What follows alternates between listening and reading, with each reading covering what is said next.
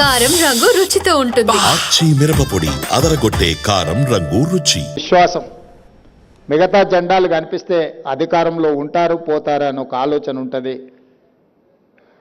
అందుకే ఈరోజు మనం తీసుకునే నిర్ణయాలు ఏవైనా ప్రజలకు ఉపయోగపడే విధంగా ఉండాలి. జాతీయ స్థాయిలో జరుగుతున్న రాజకీయ పరిణామాలు మనం అందరం గమనిస్తున్నాం. వన్ నేషన్ వన్ ఎలక్షన్ అనేది అది వన్ నేషన్ వన్ ఎలక్షన్ కాదు, one person one party election.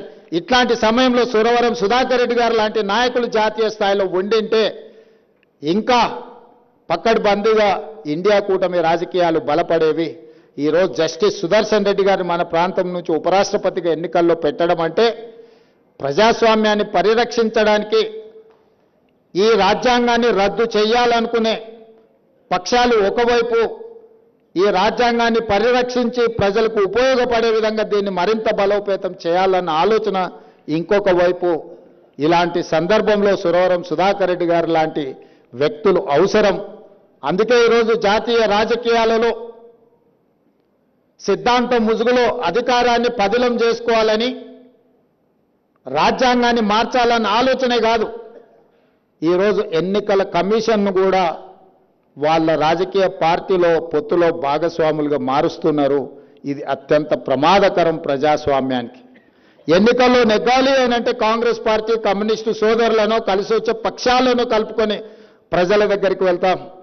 ఎన్నికల ముందు శ్రేణులను కదిలించే ముందు మా అనుబంధ విభాగాలను ముందలో పెడతాం. అది మహిళా కాంగ్రెస్ కావచ్చు, లేకపోతే యువజన కాంగ్రెస్ కావచ్చు, విద్యార్థి కాంగ్రెస్ కావచ్చు.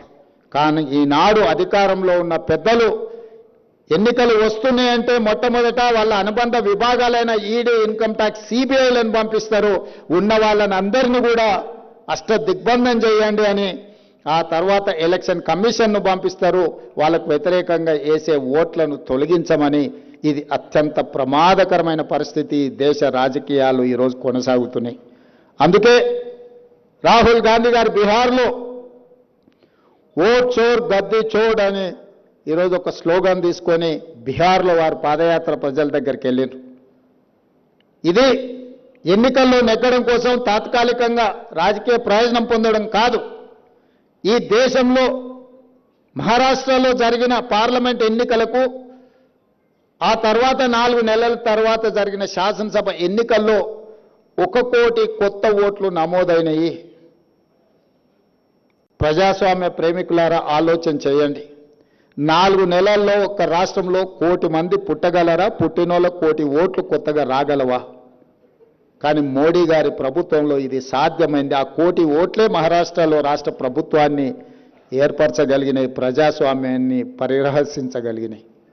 అలాంటి విపరీతమైన పోకడలే ఈరోజు బీహార్లో జరుగుతున్నాయి.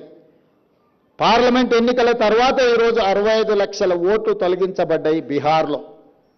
ఓట్లు తొలగించడంతోనే ఆగదది.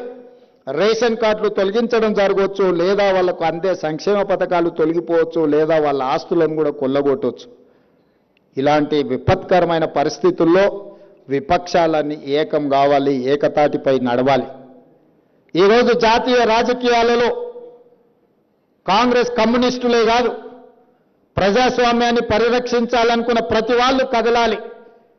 మాకేం నష్టం లేదు, మాకేం కష్టం రాదు అని మౌనంగా ఉంటే ఈ ప్రజాస్వామ్యానికి ప్రమాదం ఏర్పడే పరిస్థితులు ఈ దేశంలో ఉన్నాయి. ఈ విపరీతమైన పోకడలు మన దేశానికి మంచిది కాదు.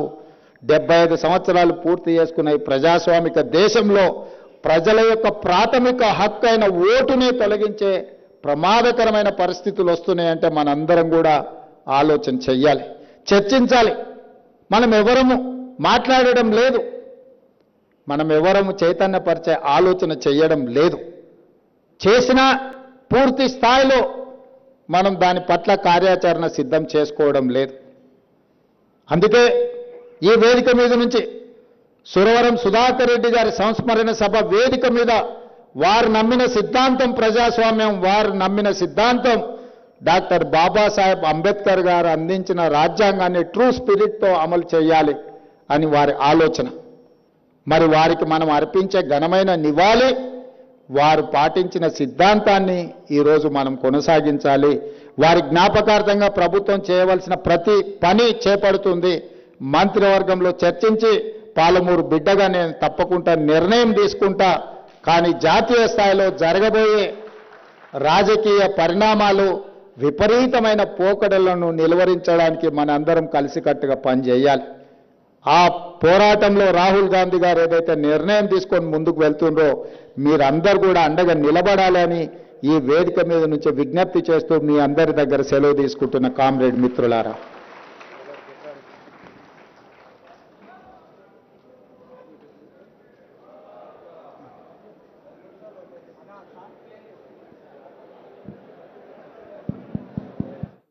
కారం రంగు రుచితో ఉంటుంది. ఆచి మిరపపొడి అదరగొట్టే కారం రంగు రుచి.